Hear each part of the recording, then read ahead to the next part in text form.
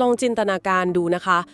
ถ้าเกิดมีบริษัทหนึ่งที่สามารถทำรายได้ทะลุ$200,000,000,000ได้ภายในเวลาแค่3 เดือนหรือแค่ไตรมาสเดียวนะคะ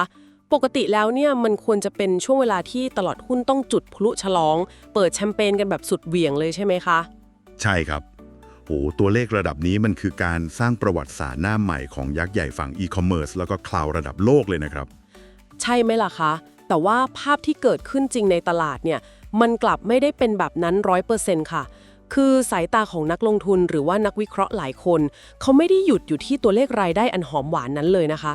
ฮะเขาไปมองที่ตรงไหนแทนครับเขาเลื่อนสายตาลงไปจ้องมองใบเสร็จงบลงทุนก้อนโตแทนค่ะซึ่งมันโผล่ขึ้นมาแบบน่าตกใจมากแล้วมันก็มีแนวโน้มด้วยนะคะว่าจะสร้างแรงสั่นสะเทือนต่อกระแสเงินสดในกระเป๋าของบริษัทอย่างรุนแรงในระยะสั้นเลยค่ะคือมันเป็นสถานการณ์ที่ย้อนแย้งแล้วก็น่าสนใจมากนะครับรายได้ทุบสถิติแต่ตลาดกลับตั้งคำถามตัวโตๆซ่อนเอาไว้ใช่เลยค่ะซึ่งภารกิจของเราในการเจาะลึกข้อมูลวันนี้ก็คือการนำชุดข้อมูลเชิงประจักษ์ทั้งรายงานทางการเงินล่าสุดเอกสารตรวจสอบจากหน่วยงานกำกับดูแลแล้วก็พวกกราฟสัญญาณทางเทคนิคเนี่ย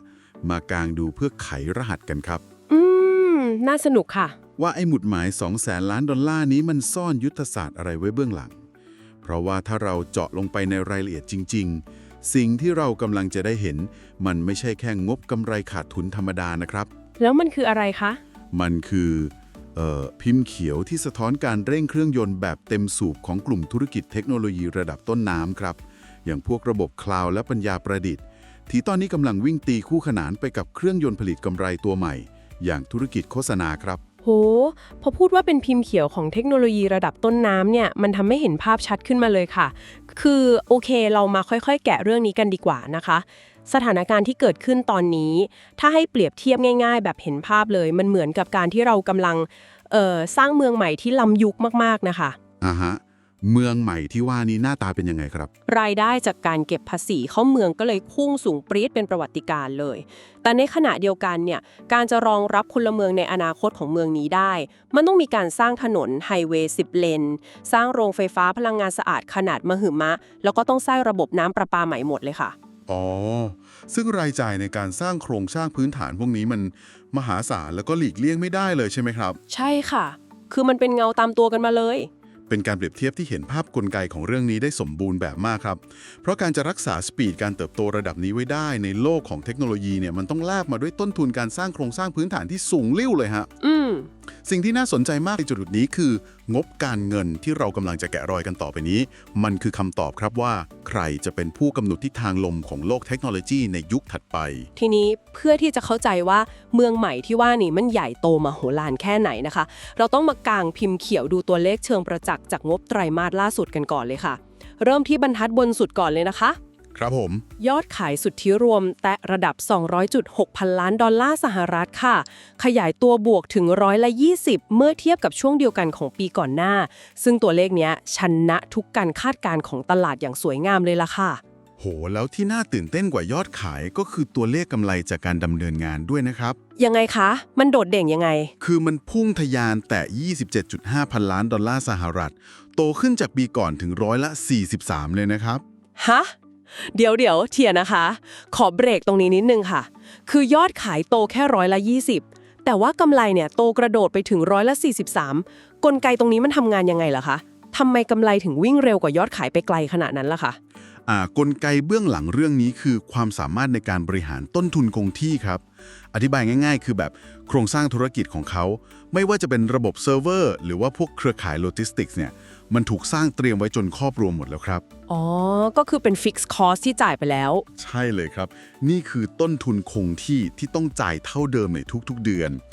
ทีนี้พอยอดขายมันเพิ่มสูงขึ้นจนทะลุจุดคุ้มทุนไปแล้วรายได้ที่เข้ามาใหม่มันก็แทบจะเปลี่ยนเป็นกำไรบริสุทธิ์แบบเต็มเม็ดเต็มหน่วยเลยฮะเข้าใจแล้วค่ะเมื่อยอดขายขยับนิดเดียวกำไรมันก็เลยกระโดดเป็นทวีคูณแบบนี้แหละครับแบบนี้นี่เองเหมือนกับรถบรรทุกที่วิ่งรอบหนึ่งค่าจดจำนองค่าน้ำมันค่าจ้างคนขับมันเท่าเดิมแต่ว่ารอบนี้ใส่ของไปเต็มคันรถกำไรส่วนเพิ่มก็เลยพุ่งกระฉูดเลยใช่ไหมคะเป๊ะเลยครับภาพนั้นเลย ทีนี้เรามาเจาะลึกกันต่อดีกว่าค่ะว่ารายได้มหาศาลนี้มันมาจากกระเป๋าไหนบ้าง เริ่มจากหัวหอกสำคัญอย่างฝั่ง AWS หรือว่าระบบคลาวด์องค์กรก่อนเลยนะคะรายได้ตรงนี้พุ่งแรงร้อยละ 36.7 ค่ะแต่ระดับ 42.2 พันล้านดอลลาร์สหรัฐหูเฉพาะคลาวก็ 40,000 กว่าล้านแล้วนะครับตัวเลขนี้มาคำนวณแบบคาดการล่วงหน้าไปตลอดทั้งปีเนี่ยนี่คือเครื่องยนต์ที่ผลิตเงินทะลุ169 พันล้านดอลลาร์ไปแล้วนะคะแน่นอนว่าแรงส่งมหาศาลเนี้ยมันมาจากเทคโนโลยีปัญญาประดิษฐ์เชิงกำเนิดหรือว่า generative AI นั่นเองค่ะจริงครับลูกค้าองค์กรระดับโลกจำนวนมากเนี่ยกำลังแห่ย้ายฐานข้อมูลแล้วก็พัฒนาระบบ AI ของตัวเองกันอย่างบ้าคลั่งเลยซึ่งทั้งหมดนี้มันไม่สามารถรันบนคอมพิวเตอร์ตั้งโต๊ะทั่วไปได้อยู่แล้วครับแล้วเขาไปรันที่ไหนคะมันต้องวิ่งอยู่บนคลาวด์ขนาดมหึมาครับซึ่งมันก็เข้าทางเลยแต่ว่ากระเป๋าที่2ที่น่าทึ่งไม่แพ้กันและเป็นตัวปั๊มกำไรชั้นดีเลยก็คือธุรกิจโฆษณาหรือ Amazon Ads ครับฝั่งโฆษณาตัวเลขเป็นยังไงบ้างคะทำรายได้สูงถึง 19.8 พันล้านดอลลาร์สหรัฐครับโตขึ้น26%เมื่อเทียบกับปีก่อนเครื่องยนต์หลักตรงนี้มาจากพวก Sponsor Products ที่แบรนด์ต่างๆเขายอมจ่ายเงินเพื่อดันให้สินค้าตัวเองขึ้นมาอยู่หน้าแรกๆนะครับเวลาเราเซิร์ชหาของแล้วมันขึ้นมาอันแรกๆใช่ไหมคะถูกต้องครับแล้วก็ยังมีเรื่องของการฉายสตรีมมิ่งกีฬาด้วยอย่างยอดคนดูถ่ายทอดสดบาสเกตบอล NBA เนี่ยพุ่งสูงถึง 6.5 ล้านคนเลยนะครับซึ่งมันเป็นพื้นที่ทองคำสำหรับการยิงโฆษณาชัดๆเลยฮะโห 6.5 ล้านคนถือว่ามหาศาลมากนะคะและอีกตัวเอกของงานโฆษณายุคนี้ที่ข้อมูลเชิงประจักษ์ชี้เลยว่ามันคือจุดเปลี่ยนสำคัญก็คือนวัตกรรม conversational AI shopping หรือว่าระบบผู้ช่วยช้อปปิ้งด้วย AI แบบสนทนานั่นแหละค่ะฮะตัวนี้มันน่าสนใจยังไงครับข้อมูลมันบอกว่าระบบนี้ช่วยให้ยอดนักช็อปที่คลิกผ่านผู้ช่วยเนี่ยมีโอกาสปิดการขายเพิ่มขึ้นได้ถึง48%เลยนะคะโหเกือบครึ่งเลยนะครับนั่นใช่ค่ะตรงนี้แอบสงสัยนิดนึงกลไกการทำงานของมันคืออะไรคะทำไมคนแค่คุยกับ AI แล้วถึงยอมควักกระเป๋าจ่ายเงินง่ายขึ้นขนาดนั้นล่ะคะต้องอธิบายกลไกทางจิตวิทยาแล้วก็เทคโนโลยีควบคู่กันไปครับคือปกติเวลาเราค้นหาสินค้าเราต้องพิมพ์คำค้นหาแล้วก็มานั่งเลื่อนดูทีละชิ้นใช่ไหมครับใช่ค่ะเลื่อนจนเมื่อยนิ้วเลยบางทีก็ต้องไปตามอ่านรีวิวอีกนั่นแหละครับต้องเทียบราคาเองอีกซึ่งกระบวนการนี้มันสร้างความเหนื่อยล้าครับแล้วก็ทำให้คนล้มเลิกการซื้อกลางคันไปดื้อๆแต่ทีนี้ระบบ AI สนทนาตัวเนี้ยมันทำหน้าที่เหมือนพนักงานขายมือทองที่ยืนอยู่ข้างๆเราเลยครับยังไงคะยกตัวอย่างหน่อยได้ไหมคะสมมุติเราพิมพ์บอกมันว่าอยากได้เต็นท์กันฝนสำหรับครอบครัว4คนที่กางง่ายๆภายใน5นาที AI มันจะประมวลผลแล้วก็ดึงสินค้าที่ตรงเป๊ะกับที่เราขอมาให้ทันทีเลยครับแถมสรุปรีวิวให้เสร็จสับด้วยนะว่าข้อดีข้อเสียคืออะไรโอ้โหสะดวกมากแบบนี้ก็ไม่ต้องไปนั่งหาข้อมูลเองแล้วใช่ครับมันช่วยลดแรงเสียดทานในการตัดสินใจของมนุษย์ให้เหลือน้อยที่สุดนะครับเมื่อผู้บริโภครู้สึกว่าเฮ้ยได้คำตอบที่ใช่ทันใจโอกาสที่จะกดปุ่มชำระเงินมันก็เลยพุ่งสูงขึ้นเกือบครึ่งต่อครึ่งอย่างที่เห็นนั่นแหละครับฟังดูไร้รอยต่อจนน่ากลัวเลยนะคะเนี่ยแต่ว่าท่ามกลางตัวเลขรายได้ที่ระเบิดฟอร์มแล้วก็กำไรที่โตวันโตคืนขนาดนี้เนี่ยเรากลับเห็นสัญญาณเตือนฝั่งสภาพคล่องที่ขัดแย้งกันอย่างสิ้นเชิงเลยนะคะใช่ครับเป็นจุดที่นักลงทุนจับตาหนักที่สุดในการเจาะลึกงบการเงินรอบนี้เลยครับนั่นคือเรื่องของภาวะตึงตัวของกระแสเงินสดอิสระหรือ free cash flow burn ครับตัวเลขมันเป็นยังไงคะคือตัวเลขมันรูดลงจนปิดลบไป 7.6 พันล้านดอลลาร์ในรอบ12เดือนที่ผ่านมาเลยครับขอถามตรงๆแบบไม่อ้อมค้อมเลยนะคะในเมื่อกำไรจากการดำเนินงานมันโตต้อง43%แล้วทำไมเงินสดในมือถึงพร่องจนติดลบไป 7,000 กว่าล้านได้ล่ะคะแบบนี้เราควรมองว่ามันเป็นธงแดงหรือว่าเป็นแค่ความเจ็บปวดที่จำเป็นคะถ้าเรามองผ่านเลนส์ของยุทธศาสตร์ระยะยาวนะครับนี่คือความเจ็บปวดที่จำเป็นอย่างยิ่งยวดเลยครับอธิบายเพิ่มนิดนึงค่ะทำไมถึงจำเป็นคะสาเหตุที่กระแสเงินสดติดลบเนี่ยไม่ใช่เพราะว่าเขาขายของไม่ได้เงินนะครับแต่ว่ามันมาจากการที่บริษัทปรับเพิ่มเป้าหมายงบลงทุนด้านทุนหรือ CapEx Guidance ตลอดทั้งปีเนี่ยขึ้นไปสู่ระดับ 220,000 ล้านดอลลาร์สหรัฐเลยครับ 220,000 ล้านดอลลาร์หูนี่มันเยอะมากเลยนะคะมหาศาลครับเงินก้อนใหญ่เนี่ยมันถูกสูบเข้าไปใช้ในการก่อสร้างศูนย์ข้อมูลซื้อชิปประมวลผลแล้วก็วางระบบโครงสร้างพื้นฐานเพื่อรองรับ AI ทั้งสิ้นเลยฮะ แล้วทำไมกำไรบรรทัดสุดท้ายมันถึงยังดูดีอยู่ล่ะคะ ในเมื่อบริษัทต้องจ่ายเงินลงทุนออกไปมหาศาลขนาดนั้นนะคะ นี่แหละครับคือความน่าสนใจของกลไกทางบัญชีฮะเวลาที่บริษัทจ่ายเงินสดสร้างศูนย์ข้อมูล สมมติจ่ายไป10,000 ล้าน เงินสดมันจะไหลออกจากกระเป๋าทันที 100% เลย กระแสเงินสดมันก็เลยติดลบหนักครับ ฮะ แต่ในทางบัญชีตอนที่ลงบันทึกงบกำไรขาดทุน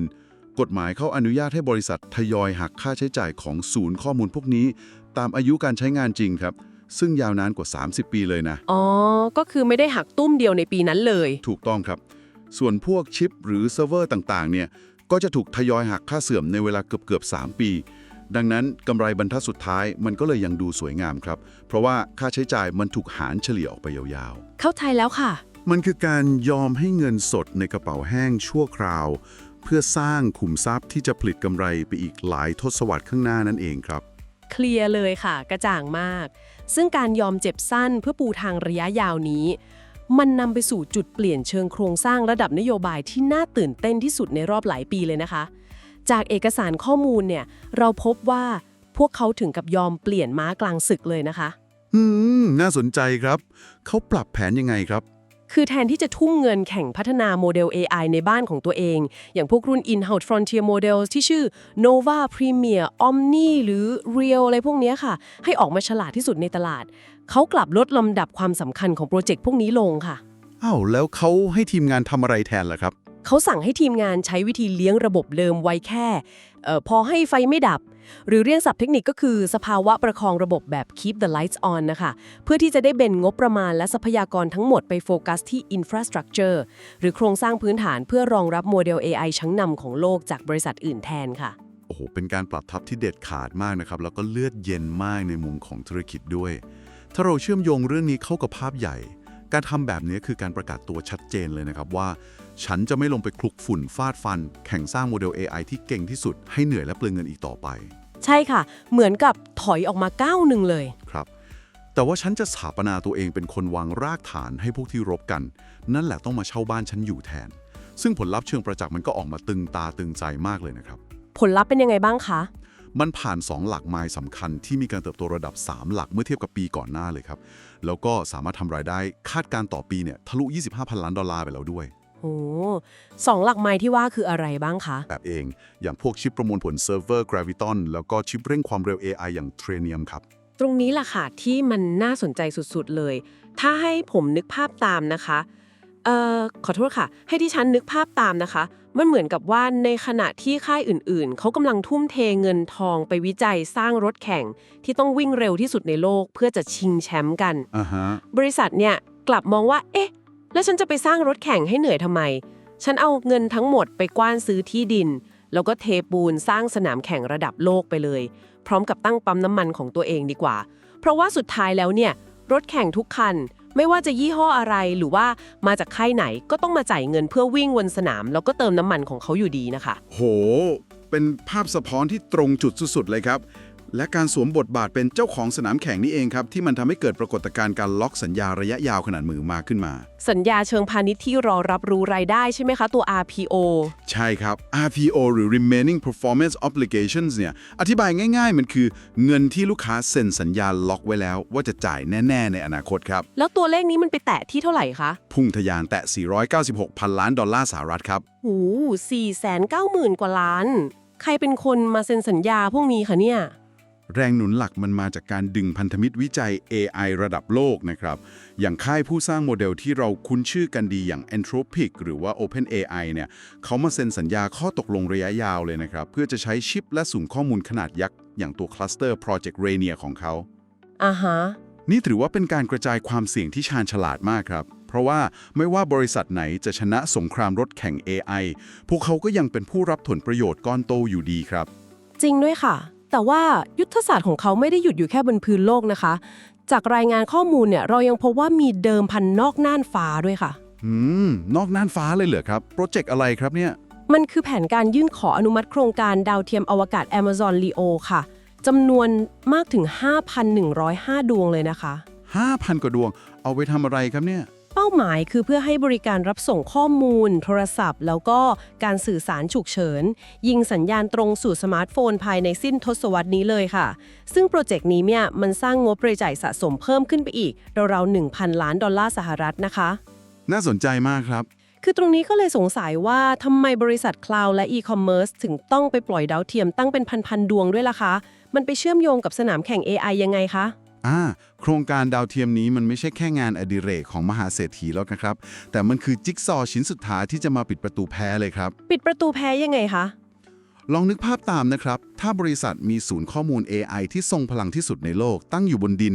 แต่การจะส่งข้อมูลพวกนั้นไปหาผู้ใช้งานที่อยู่ในพื้นที่ห่างไกลหรือในประเทศที่มีโครงสร้างพื้นฐานอินเทอร์เน็ตแย่ๆเนี่ยมันก็ไปไม่ถึงใช่ไหมคะใช่ครับสุดท้ายบริษัทก็ยังต้องพึ่งพาสายเคเบิลแล้วก็พวกเสาสัญญาณของบริษัทโทรคมนาคมท้องถิ่นอยู่ดีแต่ว่าถ้าโครงการดาวเทียมกว่า 5,000 ดวงนี้มันเสร็จสมบูรณ์เขาจะสามารถส่งสัญญาณอินเทอร์เน็ตความเร็วสูงจากศูนย์ข้อมูลของเขา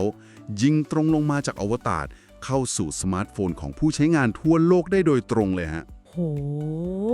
มันคือการสร้างระบบนิเวศแบบปิดที่สมบูรณ์แบบไร้รอยต่อแล้วก็คู่แข่งตามทันได้ยากมากเลยครับพอฟังแบบนี้แล้วขนลุกเลยนะคะเนี่ยมันคือการรวบหัวร่วมหางโครงสร้างพื้นฐานของโลกใบนี้ไว้ในมือของตัวเองเลย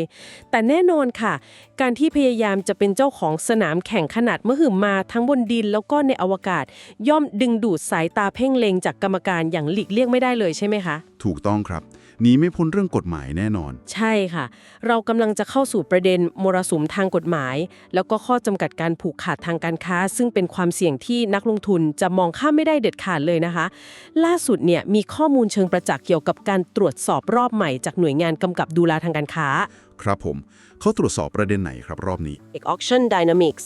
รวมถึงสงสัยว่ามีการซ่อนราคาขั้นต่ำเอาไว้ด้วยค่ะ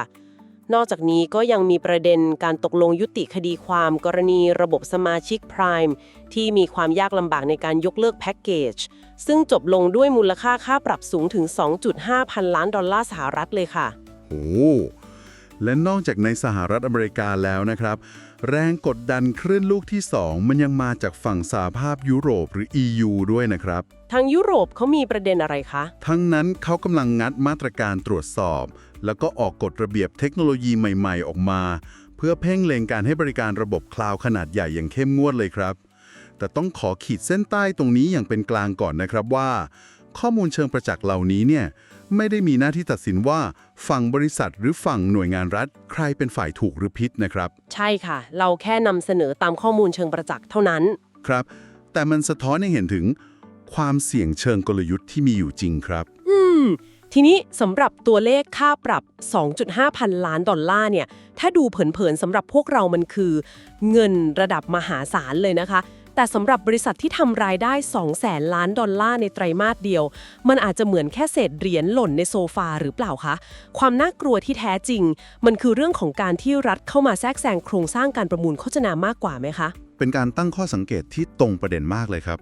มูลค่าเงินค่าปรับน่ะไม่ใช่สาระสำคัญเลยครับ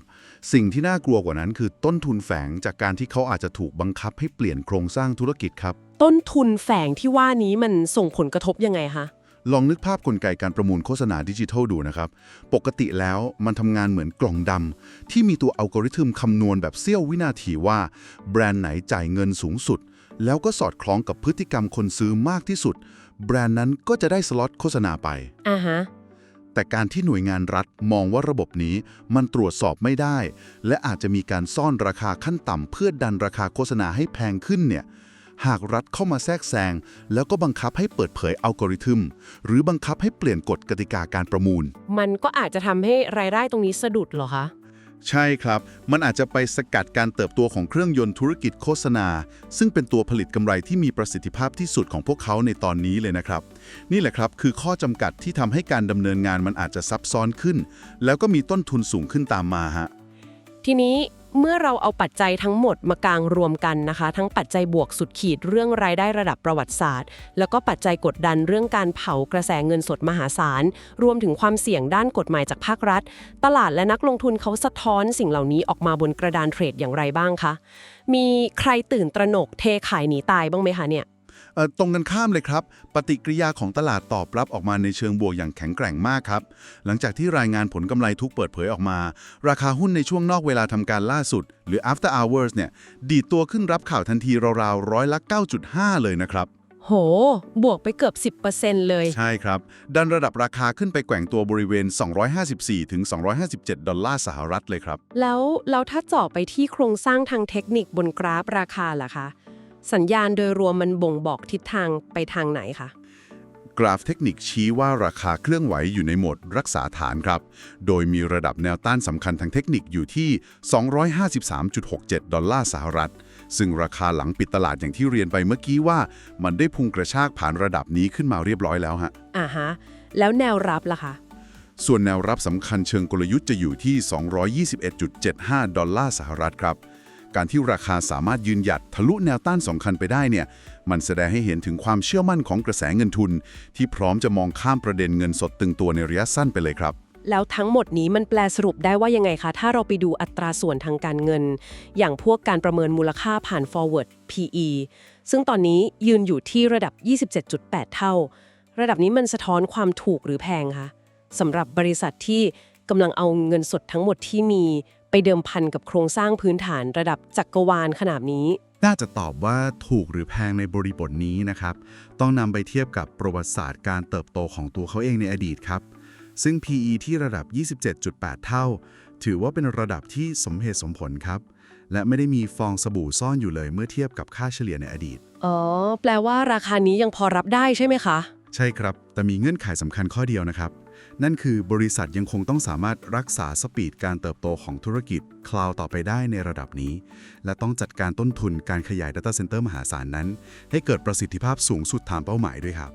ถ้าจิ๊กซอว์พวกนี้ลงล็อก มูลค่าที่ระดับนี้ก็ถือว่ายังมีพื้นที่ให้เติบโตได้อีกมากเลยฮะ โอ้โห ถือว่าเป็นการเจาะลึกข้อมูลที่เห็นภาพโครงสร้างทั้งหมดเชื่อมโยงกันอย่างสมบูรณ์แบบมากเลยค่ะ ตั้งแต่รายได้ระดับประวัติการที่ 200,000 ล้านดอลลาร์ การตัดสินใจสละเรือไม่ยอมลงไปแข่งทำโมเดล AI ในบ้านของตัวเอง เพื่อผันตัวไปเป็นเจ้าของสนามแข่งแล้วก็โครงสร้างพื้นฐานระดับโลกแทน ครับผม การยอมกลืนเลือดทนบอมเจ็บปวดจากกระแสเงินสดที่ตึงตัว เพราะว่าลงทุนหนักถึง 220,000 ล้านดอลลาร์ไปจนถึงการต้องคอยหลบหลีกมรสุมจากกฎหมายผูกขาด ซึ่งท้ายที่สุดตลาดก็ยังให้ความเชื่อมั่นว่าผลไม้แห่งการลงทุนนี้จะหอมหวานในอนาคตใช่ไหมคะ ถูกต้องครับ มันคือภาพสะท้อนวัฏจักรของการสร้างนวัตกรรมระดับโลกอย่างแท้จริงเลย ที่ผู้เล่นต้องกล้าแลกต้องยอมเผาเงินสดมหาศาลในวันนี้ เพื่อสถาปนาความได้เปรียบที่เบ็ดเสร็จ และก็กินรวบโครงสร้างพื้นฐานทั้งหมดในวันข้างหน้าฮะ ค่ะ ภารกิจของเราในการไขรหัสตัวเลขจากการเจาะลึกข้อมูลวันนี้ก็ถือว่ารู้ล่วงแล้วนะคะ แต่ว่าก่อนที่จะแยกย้ายกันไปดิฉันมีประเด็นหนึ่งที่อยากชวนคิดต่อยอดค่ะ ประเด็นอะไรครับ คือตลอดเวลาที่เราคุยกันเนี่ยเราพูดถึงความพยายามในการเป็นเจ้าของโครงสร้างพื้นฐาน AI โลก ทั้งเซิร์ฟเวอร์บนดิน แล้วก็ชิปประมวลผลล้ำยุคใช่ไหมคะ ใช่ครับ แต่ลองจินตนาการดูสิคะว่า หากโครงการดาวเทียมอวกาศกว่า 5,000 ดวงบนฟ้าเนี่ยมันเสร็จสมบูรณ์ แล้วมันสามารถยิงสัญญาณเชื่อมต่อเข้ากับศูนย์ข้อมูล AI ทั่วโลกของบริษัทนี้ได้โดยตรง ยักษ์ใหญ่เจ้านี้อาจจะไม่ได้เป็นแค่ผู้นำอีคอมเมิร์ซหรือว่าเป็นแค่ผู้นำด้านคลาวด์อีกต่อไปนะคะ แต่มันอาจจะกลายร่างเป็น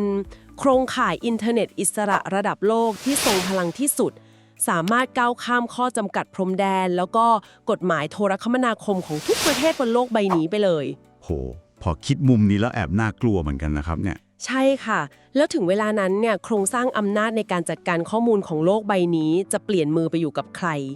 และใครจะเป็นผู้กุมชะตาอนาคตของข้อมูลพวกเรา สิ่งนี้จะเปลี่ยนโครงสร้างอำนาจข้อมูลโลกไปอย่างไร ฝากไว้เป็นประเด็นชวนคิดสำหรับผู้ที่สนใจนำข้อมูลเชิงประจักษ์เหล่านี้ไปต่อยอดการศึกษาต่อไปนะคะสำหรับการเจาะลึกข้อมูลในครั้งนี้ขอจบลงเพียงเท่านี้ค่ะ พบกันใหม่โอกาสหน้านะคะ YO Insight AI Brief พร้อมแล้วแผนเกษียณที่ยั่งยืนจัดให้เลยไม่ต้องรอหุ้นไทยปันผลสูงราคาถูกช้อน DCA เข้าไปเกษียณยั่งยืนไปด้วยกันทันหุ้นไปพร้อมกันกดติดตามกดซับไว้เลยเพื่อนแล้วเราจะมั่งคั่งไปด้วยกัน Insight A Brief ช่องนี้มีคำตอบเกษียณยั่งยืนทันหุ้นไปพร้อมกัน